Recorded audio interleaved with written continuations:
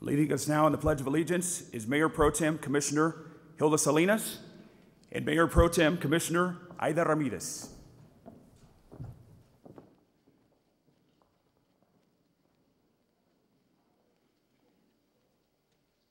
I pledge allegiance to the flag of the United States of America and to the republic for which it stands, one nation, under God, indivisible, with liberty and justice for all.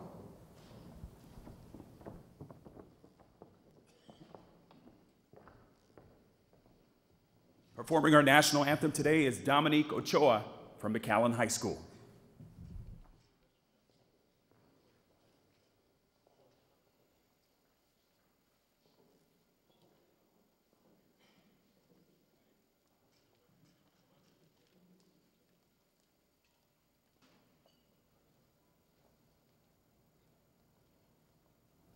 Oh, say, can you see by the dawn's early light what so proudly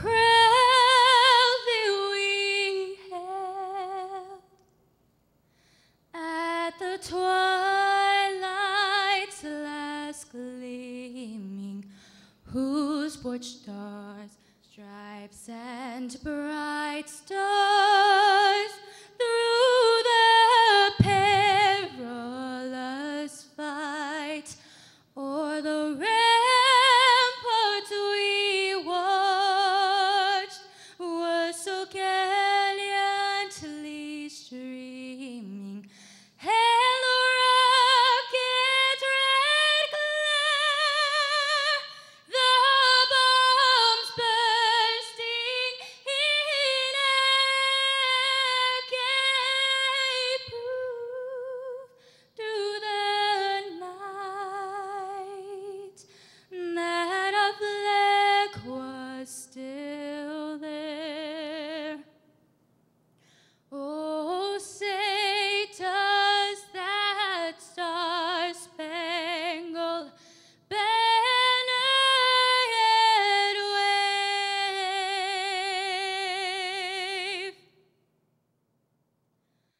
for the land of the free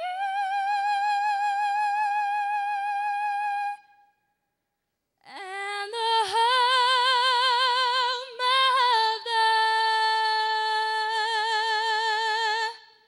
brave.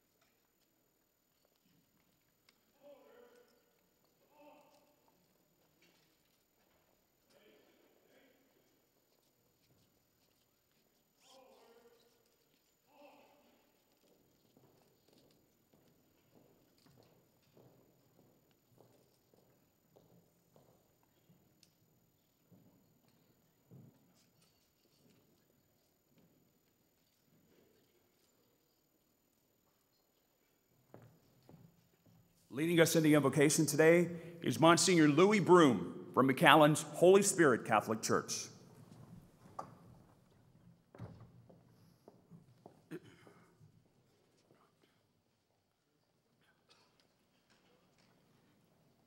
I feel very honored and most grateful to be here with all of you on this very historical day. And I invite all of you to acknowledge God's presence in our midst. May we elevate our hearts and thoughts in gratitude to our Almighty God. Heavenly Father, we thank you for the gift of life. We thank you for the progressive city of McAllen. We thank you for our nation. We thank you for our mayor, for our city council members, city administrators, and city staff who continue to work diligently to assure McAllen as the leader of Rio Grande Valley. As we listen to our mayor, Richard Cortez, Lord, may we be grateful and proud citizens for his leadership for the city of McAllen, for its continuous growth as one of the fastest growing cities in the United States of America. Continue to inspire our city leaders in their endeavors so that their efforts be always for the good and well-being of the citizens of McAllen. Be for the values and morals of the family, stressing the unity and strength of the most important unit, family. Be for the dignity and respect of others. Lord, inspire them to truly be productive and accountable citizens. Grant our city leaders the wisdom and knowledge to lead us to a promising and challenging future. For our mayor, Richard Cortez, for all our city leaders and city staff, for all of us gathered here, and for the food we are about to share, Heavenly Father, we ask your blessings. We thank you for yesterday. We thank you for today. And we ask you for a promising and a bright tomorrow. Amen.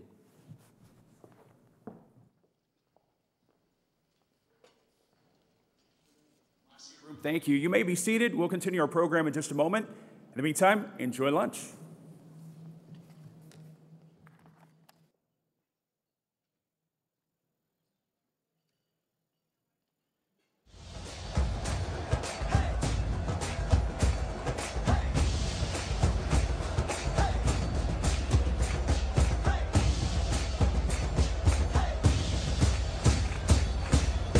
McAllen City Commissioners are Hilda Salinas, Mayor Pro Tem and Commissioner District 3. Aida Ramirez, Mayor Pro Tem and Commissioner District 4. Scott Crane, Commissioner District 1. Marcus Barrera, Commissioner District 2. John J. Ingram, Commissioner District 5. Jim Darling, Commissioner District 6. McAllen Public Utility Board members are Charles Amos, Chairman, Place A. Ernest Williams, Vice Chairman, Place D. Tony Aguirre Jr., Trustee, Place B. Trey Pebley, Trustee, Place C. And Jim Darling, ex officio member and City Commissioner.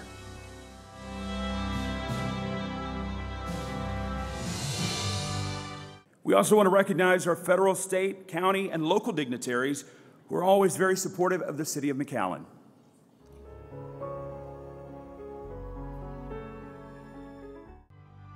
Senator John Cornyn, Congressman Henry Cuellar, Congressman Ruben Hinojosa, Congressman Filemon Vela, Chief U.S. District Judge, the Honorable Ricardo Hinojosa, U.S. District Judge, the Honorable Randy Crane. U.S. District Judge, the Honorable Micaela Alvarez. U.S. Mexican Consul General Thomas Mitnat. State Senator Juan Chuy Hinojosa. State Senator Eddie Lucio Jr. State Representative Sergio Munoz Jr. State Representative Ryan Guillen. State Representative Armando Martinez. State Representative Eddie Lucio III. State Representative Rene Oliveira. State Representative Terry Canales. State Representative Bobby Guerra. Hidalgo County Judge Ramon Garcia. 398 District Court Judge Aida Salinas Flores. County Court at Law Judge Fred Garza Jr. Rio Grande City Mayor Rubén Villarreal. El Cónsul de México en McAllen, el señor Erasmo Martínez Martínez. La Cónsul de Guatemala en McAllen, la señora Alba Cáceres. The Mayor of the City of Reynosa from the state of Tamaulipas, Mexico, el licenciado Everardo Villarreal Salinas. The Mayor of the City of Angostura from the state of Sinaloa, Mexico, el licenciado José Manuel Valenzuela López. Mayor of the City of Matamoros, Tamaulipas, el licenciado Víctor Alfonso Sánchez Garza. The Mayor of the City of Nuevo Laredo, Tamaulipas, el licenciado Benjamín Galván Gómez. The Mayor of Ciudad Victoria, Tamaulipas, el licenciado Miguel Ángel González Salum. The Mayor of the City of Anzaldúa, Rio Bravo, Tamaulipas, el licenciado Juan Diego Guajardo. The Mayor of the City of Monterrey, Nuevo León, la licenciada Margarita Alicia Arellanes Cervantes.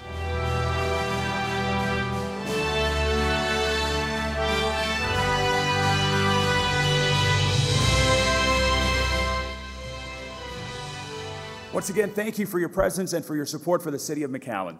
We'll continue with our program in just a moment.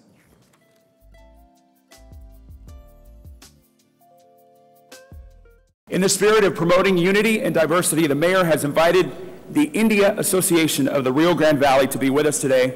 Please help me welcome the President of the Association, Harry Nambu Didi.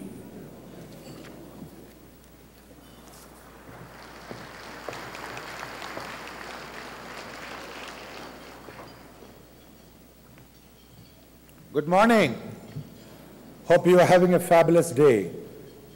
I'm Hari Nambudiri, the President of the India Association of the Rio Grande Valley. Namaste, namaste, namaste.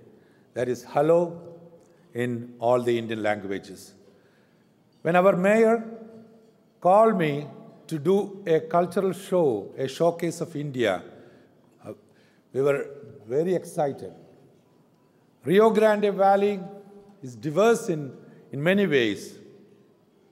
India is a sovereign, socialist, secular, democratic republic with the largest democracy.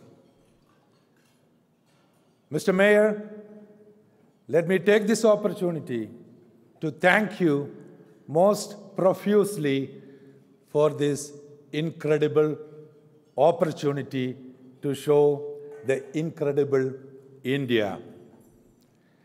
As you all know, India has a lot of languages, a lot of traditions, a lot of customs. We dress differently, we eat differently, but there is a feeling of oneness. And there is basic human values bound by a rich heritage, a common rich heritage. We have about 26 states, 7 union territories, 22 languages, 1,000 dialects, 5,000 years of history. What an incredible. You are going to see the incredible India to the incredible city of McAllen. Thank you.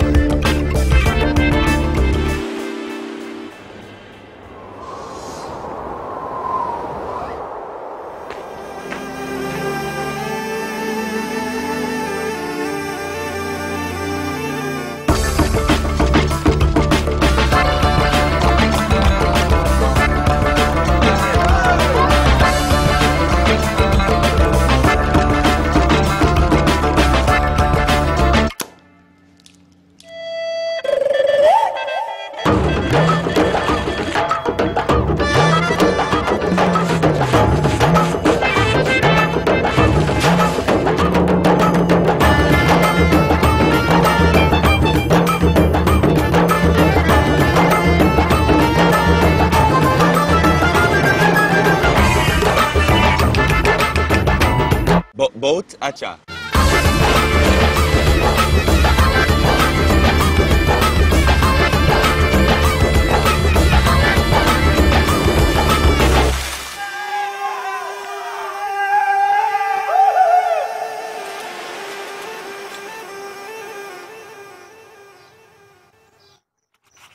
India, incredible India.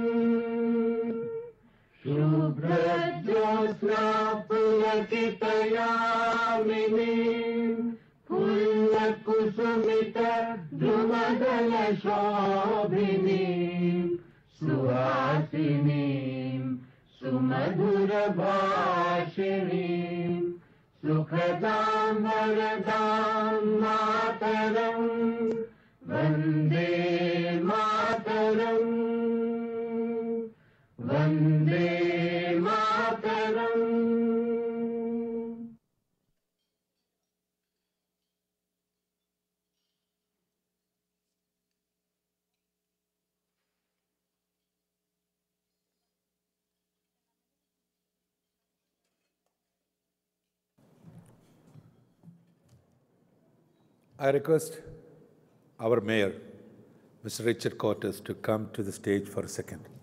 And also, the secretary of the India Association, Ms. Sudha Bagapalli, and Dr. Bose, the executive committee member. Hello, Mr. Mayor. Thank you so much. In our traditional way, we would like to recognize and honor the mayor with a shawl.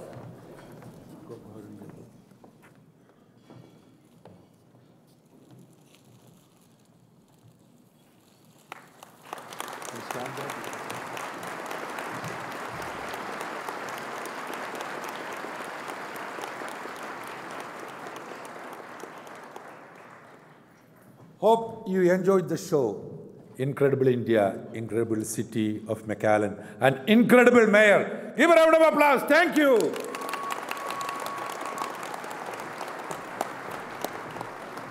Great job, Harry Nambudiri and the India Association of the Rio Grande Valley. Thank you for being with us today. We appreciate it.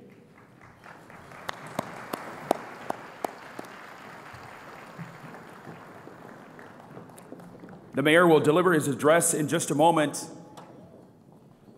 Once again, we want to recognize our VIP sponsors, L&F Distributors, the La Mantilla family, Linebarger, Goggin, Blair, and Sampson, LLP, McAllen, Hidalgo, and Ansalduas International Bridge, Weta, Vantage Bank, Texas, Edwards Abstract and Title Company, and Ryoko Realty. Thank you so much for your generous support.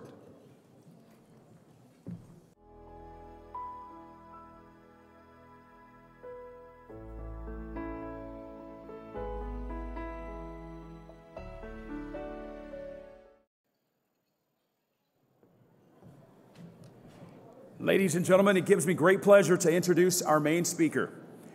In 2005, he was elected the 18th mayor of the city of McAllen. He was re-elected for a second four-year term in May of 2009, garnering 82% of the popular vote. Since becoming mayor, the city has continued to create significant assets and accumulated substantial economic reserves. A $53 million convention center was constructed with no borrowed funds. A new international bridge was constructed. Various city parks have been built or improved. The McAllen Miller International Airport is being expanded. An arts district and an entertainment district have been created. A historical preservation ordinance was enacted.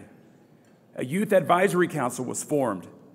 Various programs to benefit youth and senior citizens were established, and the city is currently going green. Our mayor has hosted former U.S. President George Bush, former President Vicente Fox of Mexico, and 5 Mexican state governors in the city of McAllen. He has held numerous leadership positions, including vice chairman of the Texas Border Coalition, and he's currently providing leadership to assist the federal government in securing our border without impeding legal trade between Mexico and the United States. Today, he is delivering his 8th State of the City address. At this time, please help me welcome our mayor, the Honorable Richard Cortez.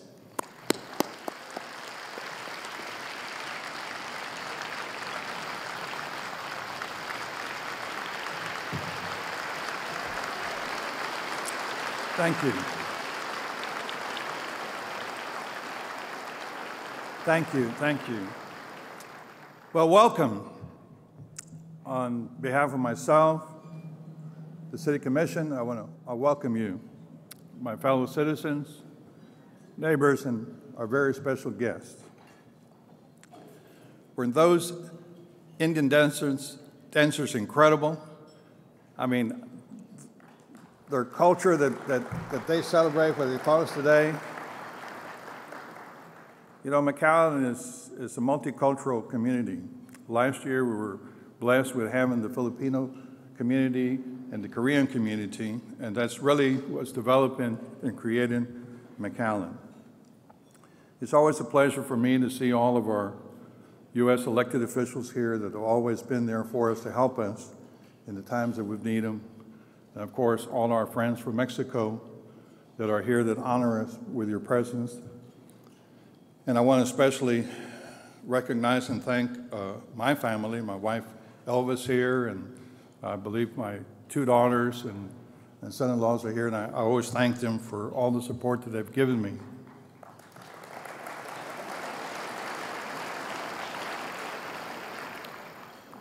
I also wish to thank all the sponsors for their financial support.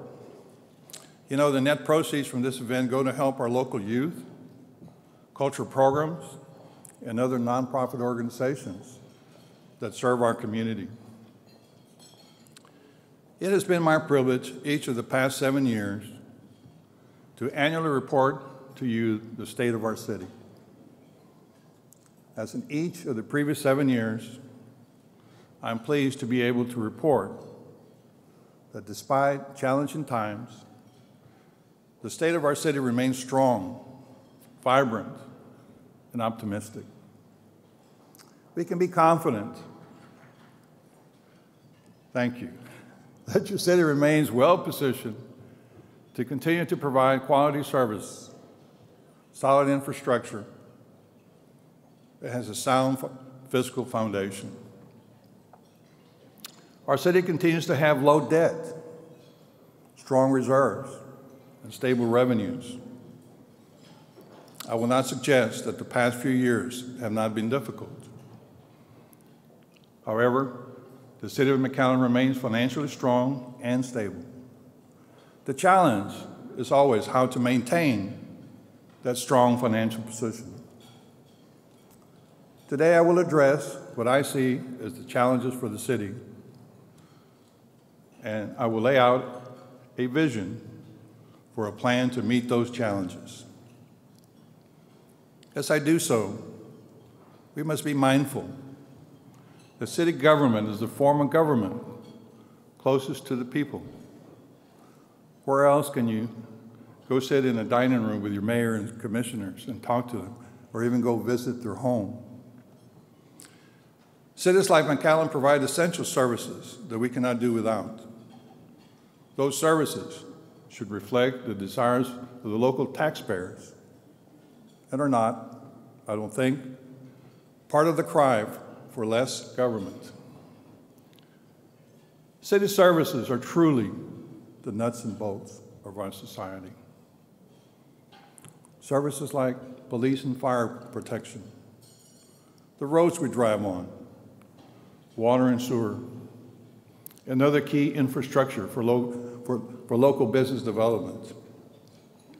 These essential services protect our property values and make our city a good and safe place to live.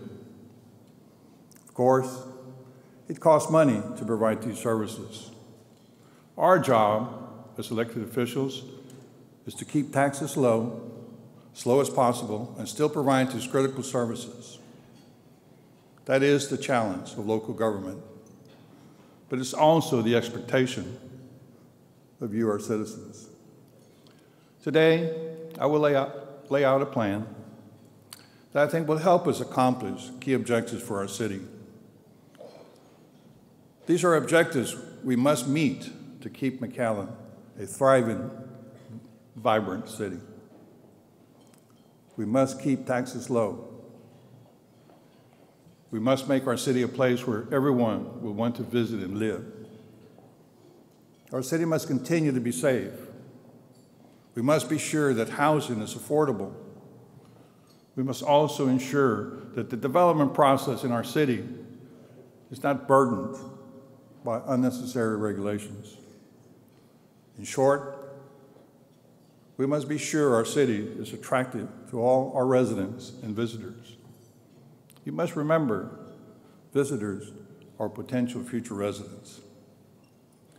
During this past year, the city accomplished many goals and completed several projects. On the screens behind me, you will see the highlights of some of those projects.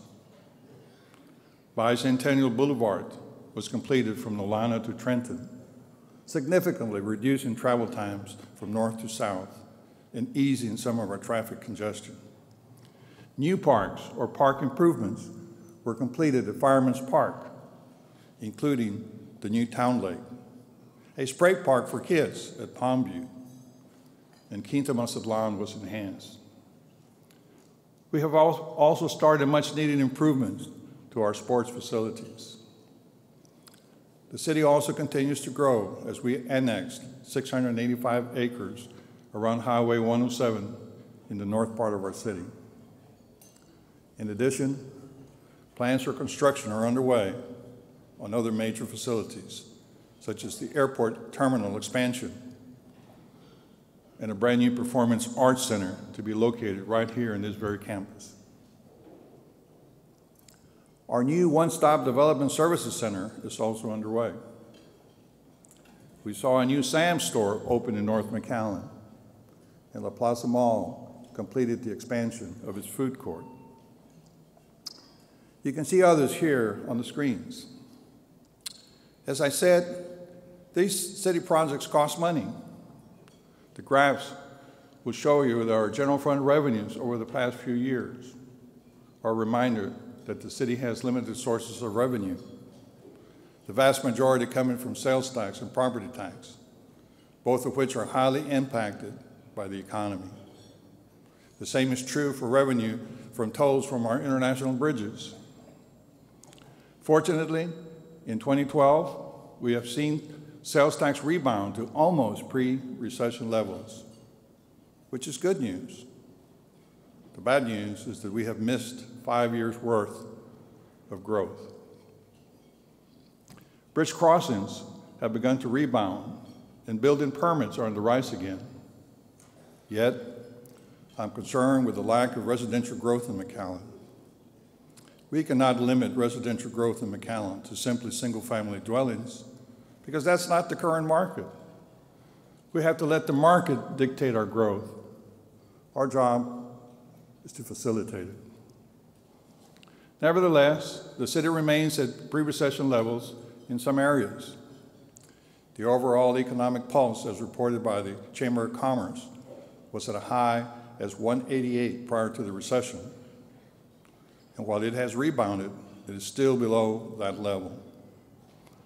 Other areas are still struggling to rebound as well, such as airline traffic and the overall economic development. Last year, the general fund spent $93,500,000. Public safety took $48 million, or 52% of our budget. General government spent $17 million, or 19%. Highways and streets would spend $13 million, or 14% of our budget. Culture and recreation, $14 million, or 15%. And health and welfare, $1.5 million.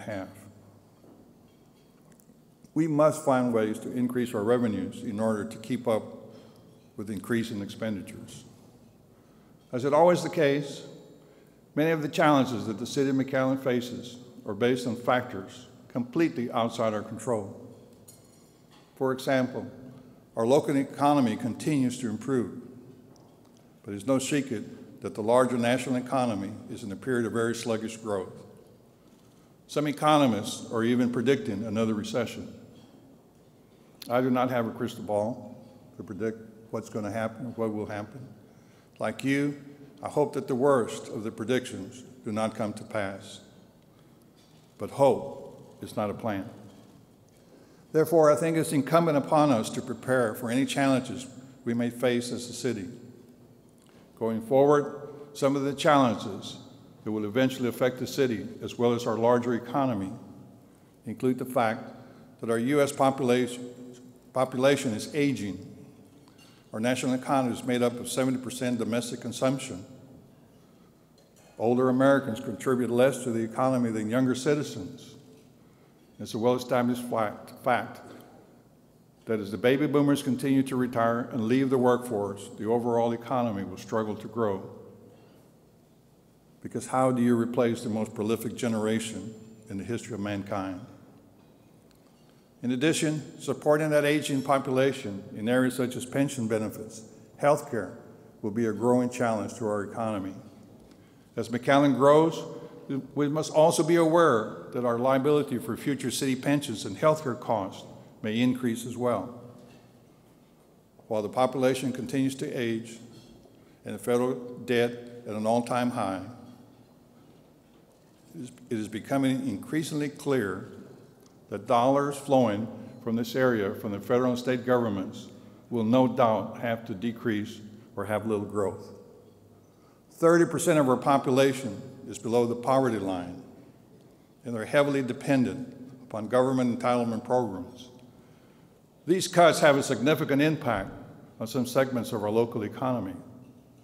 As our federal government pays down the debt, that will affect our local economy. Are you aware, for example, that every dollar the federal government takes out of the economy to pay back its enormous debt actually reduces the economy $7 in decreased economic activity? Wow. Think of that. Each $1 in debt repayment takes $7 out of our economy. I strongly support a structured plan to reduce federal and state spending, but not a radical one. Our economy needs time to adjust and heal. The financial industry and markets need time to strengthen themselves after the recent financial crisis. The effects of the federal budget will be felt most significantly in the areas of healthcare and education, which are two of our most important industries and largest local employers. The leaders in this area of our economy must prepare for these impacts. However, all of us will feel the trickle-down effects of those two enormous sectors of our economy. The Valley has to retool and find alternative sources of income to replace the expected reduction in those federal and state spending. In addition, as we consumers continue to change how and where we do business, there's a rise in online retail sales. Did you know that last year, as it was reported to me by a retail consultant, there were more than $80 million worth of goods purchased on the internet by people with McAllen zip codes? It seems clear that larger segments of the retail industry will continue to transform into a digital or distance-based market. Again, the city, local retailers, and leaders of government at all levels must face the reality that more and more of our goods will be purchased as part of this digital economy. We must prepare for the significant impact that this will have on local sales, tax revenues, as well as our local retailers. We must partner with those developers that use new, innovative, and retail concepts with designs that celebrate a different aesthetic and environments to cater to new shopping patterns. And speaking of the digital economy, economist Brian Arthur knows that this advance in technology is actually creating what he terms a second economy. Arthur suggests, and I agree, that this second economy will affect not only retail sales, but many other industries as well. Previous generations experienced technological advances in automation that has transformed industries such as agricultural and manufacturing. The digital economy will transform almost the entire economy. If you stop to think about the normal, routine transactions that you engage in and how they have changed over your life, I think you will see what I mean. Take one example, airline travel. In the old days, which actually were not too long ago, traveling by airline usually involved interaction with a human travel agent, a ticket sales agent at the counter, and perhaps yet another person as a boarding agent. Today, you purchase your airline ticket via the internet, check in an electronic kiosk, or with an app on your phone, and board the plane. Often you will interact with humans only at the security checkpoint. But what you don't see are the huge changes that this process has caused in this so-called second economy. Not only do you not see as many humans in the process, there are virtually no humans involved in the ticketing, check-in, and booking process. This means that not only are there fewer people involved in the public side of the transaction, but there are in fact far fewer workers involved in the so-called backroom operations. Most of these operations are now fully automated. Walk through any mall today, and you will see that shoppers under 30 are not staring into the shop windows. They're transfixed by their smartphones. What is the net effect of these changes? A significant reduction in the total number of jobs in the industries affected by this automation. All of this is to say that the so-called second economy is creating significant decreases in the total amount of jobs in many industry sectors. We as a nation and as a city must be prepared to meet the challenge of maintaining a workforce with potentially far fewer jobs than we have had become accustomed to. I call this situation the new normal. The new normal, the aging population, the shrinking of the overall economy, and the technological changes I have described represent challenges that we must be prepared to face. As we have always done during challenging times, we must revisit our plans for the future. For example, only a few short years ago, at my request, city leaders engaged in a comprehensive strategic planning process. That process produced a strategic plan which the city has used to meet the challenges of the past few years. However, now with new challenges on the horizon and the opportunity to compare our previous assumptions against the reality of events, it is time to review that strategic plan. We must make sure that the assumptions that we made are valid. In areas where those assumptions have proven to be accurate, we must build on those strengths and opportunities. However, where new challenges have invalidated some of those assumptions, we must be prepared to change course to deal with the new normal. In addition, the city must constantly evaluate whether or not the goals and objectives of the strategic plan are being met. We must constantly use performance measures to ensure that the plan is being carried out. Perhaps more importantly, the mayor and the city commission must carefully gauge each and every decision we make as to whether or not it's consistent with that strategic plan. In addition to reviewing our strategic plan, we must continue to establish an environment within the city of McAllen that would create a diversified economy for the future. No longer can the city of McAllen simply rely on this fortunate geography and extraordinary strength in retail sales. As I noted earlier, these retail sales, especially discount retail, are quickly shifting to the internet and our surrounding cities. Our neighbors are taking advantage of the success that we've had and are emulating our model. I applaud them for doing so. It is my belief that a strong regional economy will most certainly benefit all the cities in the region, including McAllen. But in McAllen, we must take steps to address the so-called retail leakage. That is, goods and services that our consumers are willing and able to buy in McAllen must be available in McAllen. Services such as entertainment and one-of-a-kind retail fall into this leakage, and we need to attract those things to our city. In order to continue along the path to success as a regional leader in this area, the city of McAllen must continue to be a place where people want to do business, live, and raise their families. As I have mentioned in the past years, there are some basic fundamental characteristics of such a destination city. First, our communities must be safe.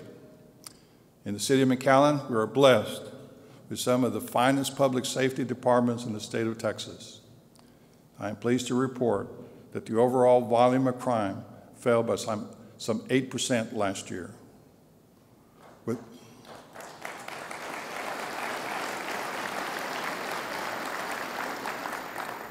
With violent crime down more than 30%, we thank our chief, Victor Rodriguez, and the fine McAllen Police Department for their work.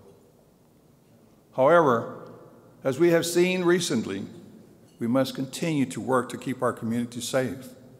We have seen the unfortunate possibility that criminal elements have begun to infiltrate some of the agencies we count on for our protection. As a community, we must send a clear message that this will not be tolerated and seek swift justice for those that break that sacred trust.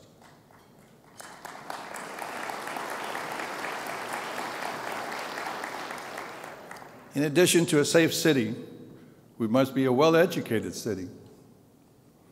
Over the years, city leaders have been fully committed to the success of our educational institutions, both public and private.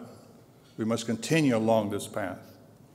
The city will be a strong ally and partner of all of our friends in the McAllen Independent School District. Recently, the McAllen Board of Trustees was recognized as the State School Board of the Year. Help me give them an attaboy.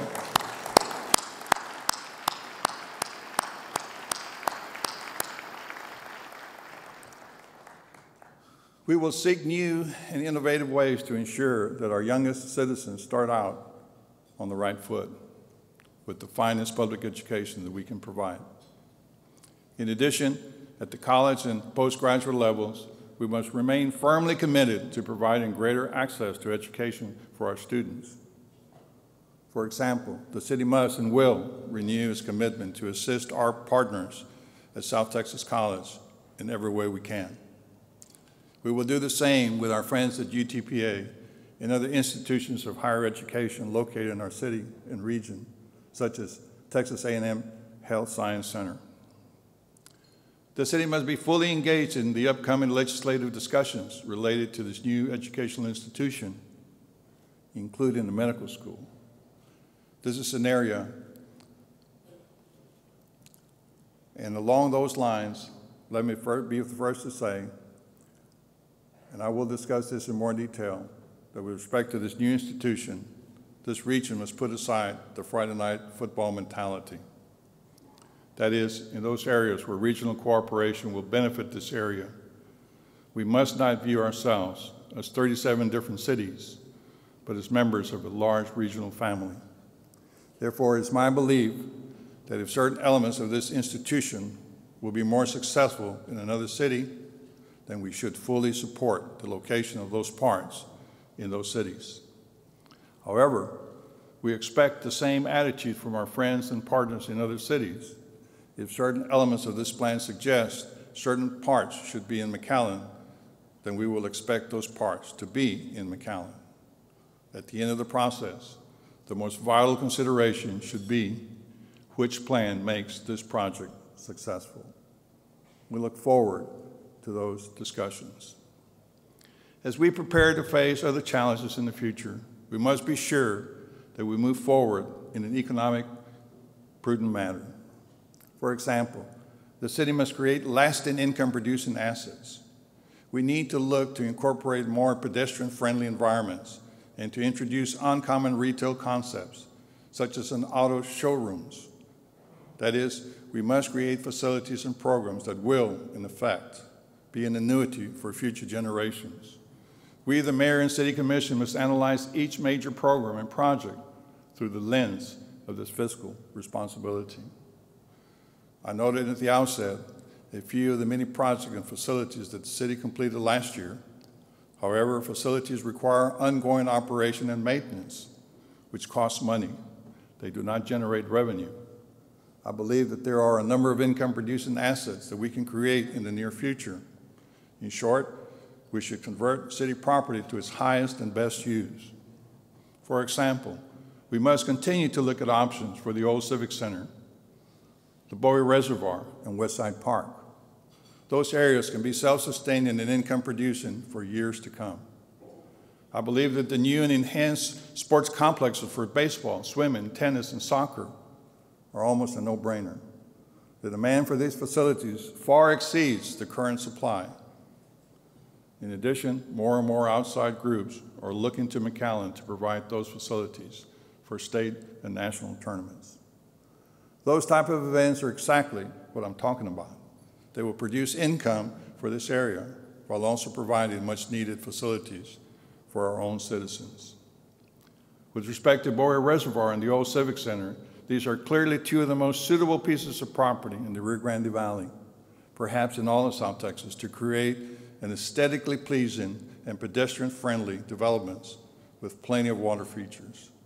This will enhance the area and produce income for the developers and the taxpayers for years to come. Therefore, I would encourage my fellow elected officials to continue to urgently pursue development of those properties. We must continue to pursue unique and one-of-a-kind retailers for our city. Cabela's, Dave & Buster's, Goldsmith, Apple Store, Nordstrom, Del Frisco's, and many more. Come on down. In addition to creating assets, McAllen and making it a livable community, and continue to employ a conservative management philosophy, I believe the city must take steps to eliminate areas of unnecessary expense. One of the greatest benefits that I, as mayor, and the City Commission have in pursuing these projects is the ability to control spending during difficult times. However, in at least one major area, we often have no or very little control over expenses that you, the taxpayers, must pay. In the area of collective bargaining, I believe the decision made many years ago to give certain categories of employees in this city privileged status and a greater control over their own wages and benefits was well intended, yet misguided. I believe that all our city employees should be treated fairly and paid appropriate wages.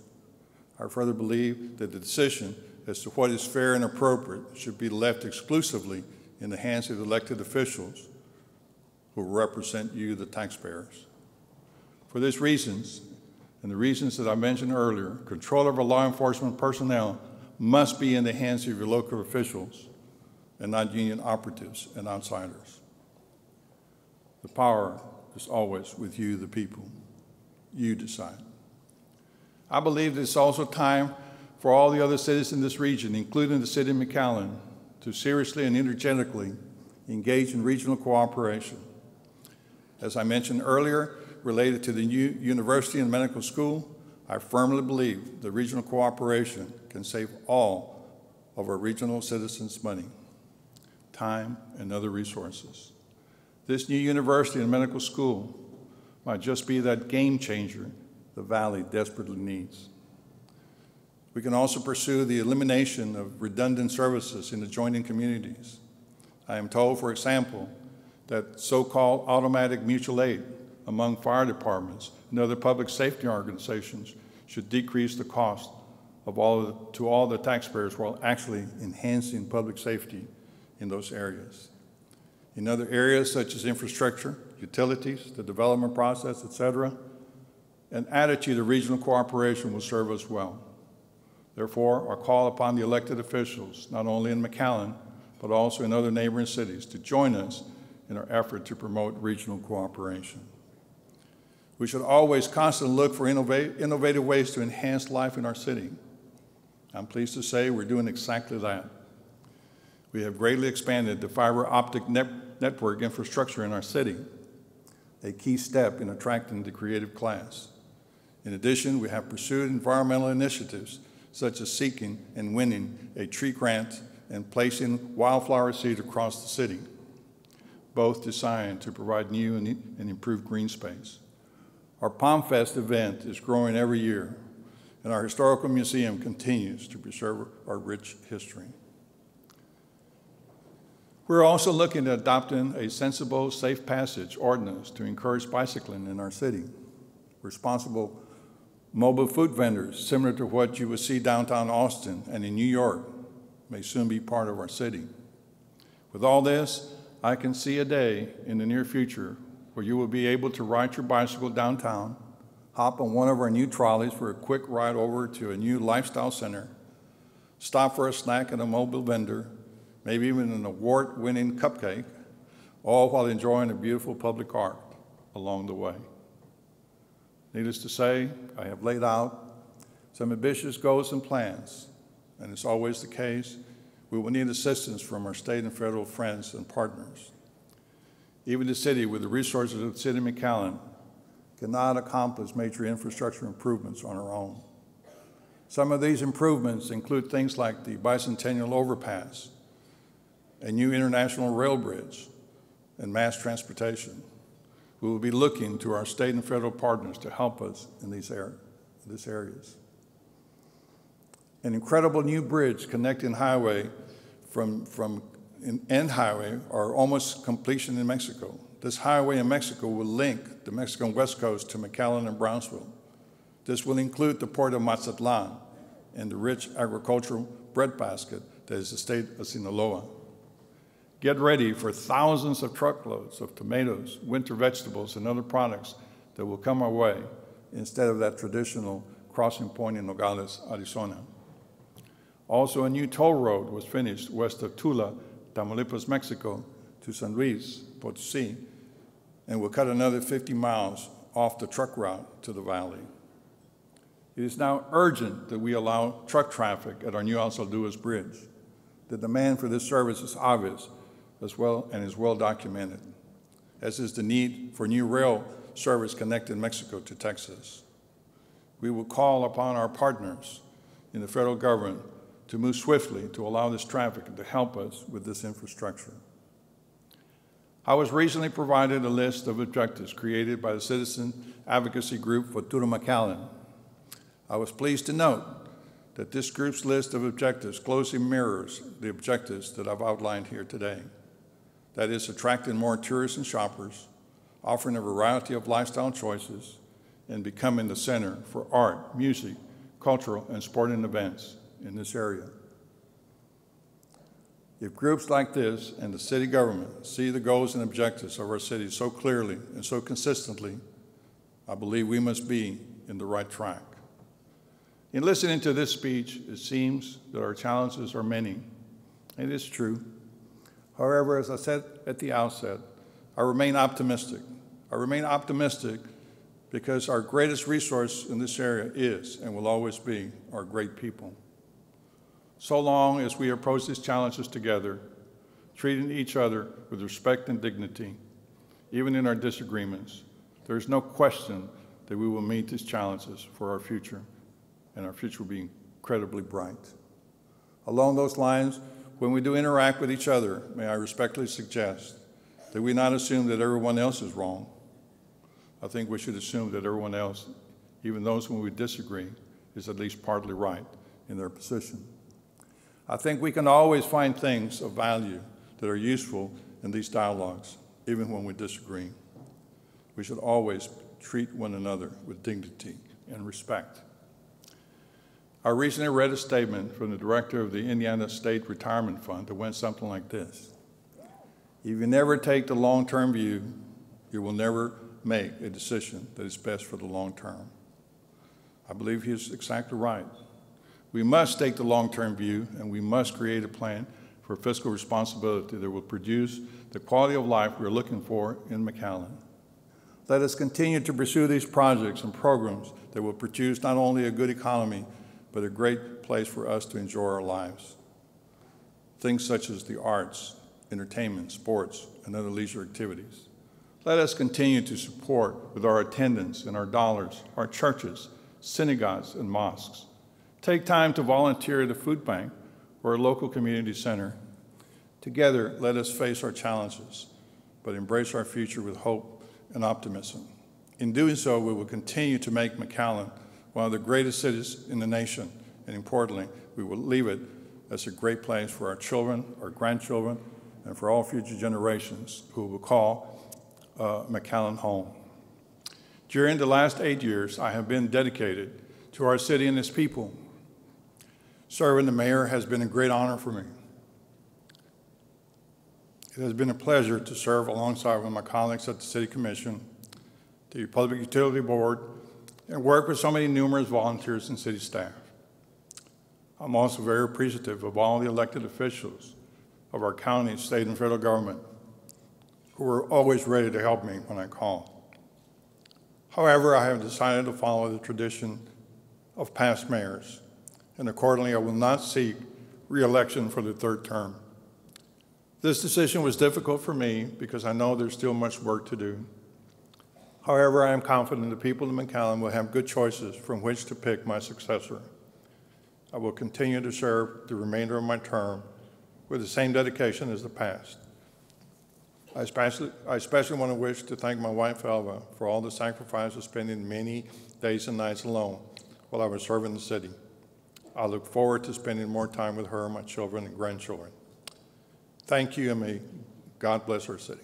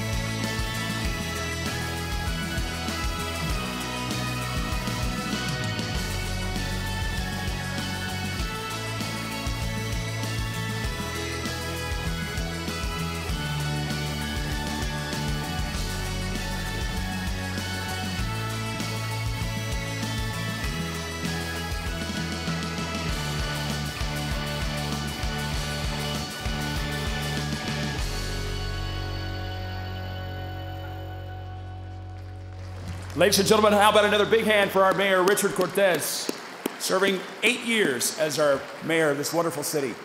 Thank you. Closing our program today is the Alonso de Leon Middle School Mixed Choir.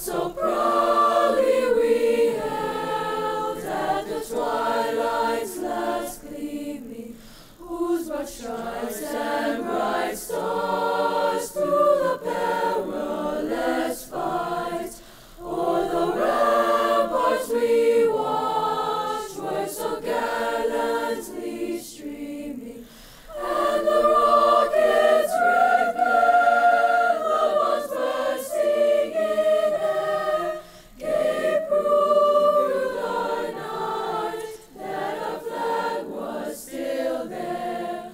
Oh, say does that star-spangled banner yet wave o'er the land of the free and the home of the brave?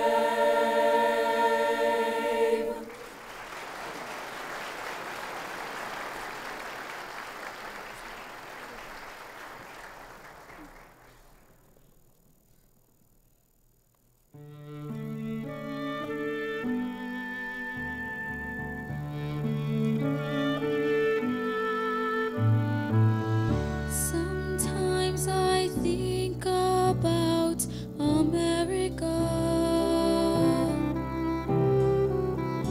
about her struggles through the years. I think of people who did what they had to do with the strength to act through their fears. Sometimes I think about America, about her future and her past. I know I'm blessed to be living in liberty in the land where freedom will last. For the heroes, for the patriots, for the soldiers, for all the pioneers. I will always be an American, and I'll always write American tears.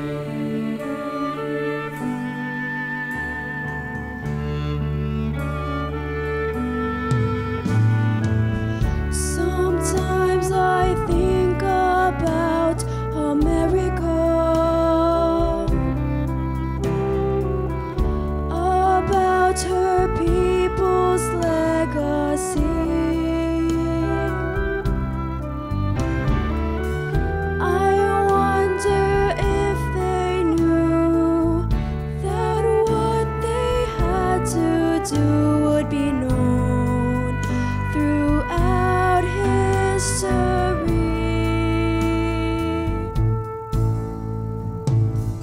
Sometimes I think about America,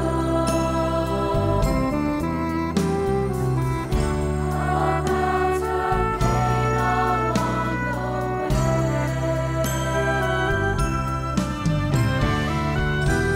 I know without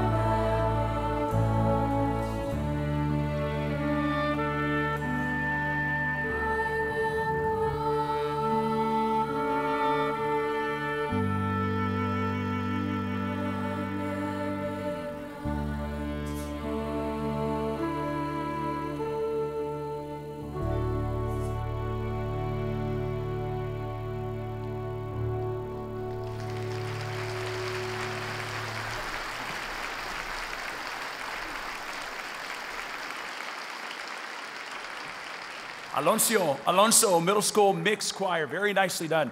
Thank you so much. Ladies and gentlemen, this concludes our program. Enjoy the rest of your afternoon. Thank you for sharing your time with us. Thank you.